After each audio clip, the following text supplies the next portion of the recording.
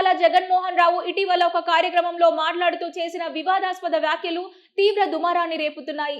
బెంగళూరు, చెన్నై నగరాలను ఏలేవారిలో సగం మంది మన చిత్తూరు వాళ్లే ఉన్నారు అని ఆయన చేసిన వ్యాఖ్యలు వీడియో సోషల్ మీడియాలో వైరల్ కావడంతో కర్ణాటకలోని కన్నడ సంఘాలు, స్థానిక ప్రజలు తీవ్ర ఆగ్రహం వ్యక్తం చేస్తున్నారు. కన్నడిగుల ఆత్మగౌరవాన్ని, మనోభావాలను దెబ్బతీసేలా మాట్లాడిన ఎమ్మెల్యే వెంటనే బహిరంగ క్షమాపణలు చెప్పాలని కన్నడ రక్షణ వేదిక ప్రతినిధులు డిమాండ్ చేశారు.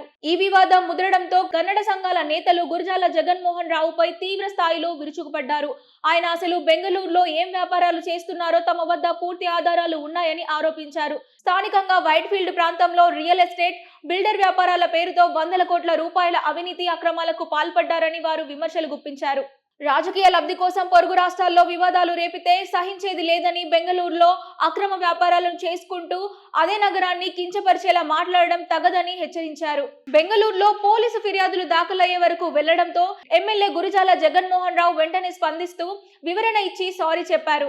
తన వ్యాఖ్యల ఉద్దేశం కన్నడిగులను లేదా కర్ణాటకను కించపరచడం కాదని, మన ప్రాంతం అభ్యర్థులు, వ్యాపారులు ఇతర పెద్ద నగరాల్లోనూ ఎదిగి ప్రతిభ చాటుకున్నారనే అర్థంతో మాత్రమే మాట్లాడానని స్పష్టం చేశారు.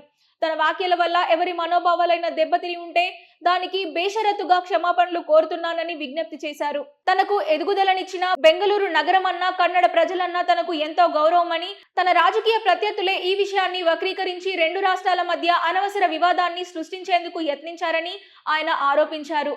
ఒకవైపు కన్నడ సంఘాల హెచ్చరికలు, మరోవైపు ఎమ్మెల్యే క్షమాపణల ప్రకటనతో ఈ వివాదం ప్రస్తుతానికి సద్దుమణిగింది.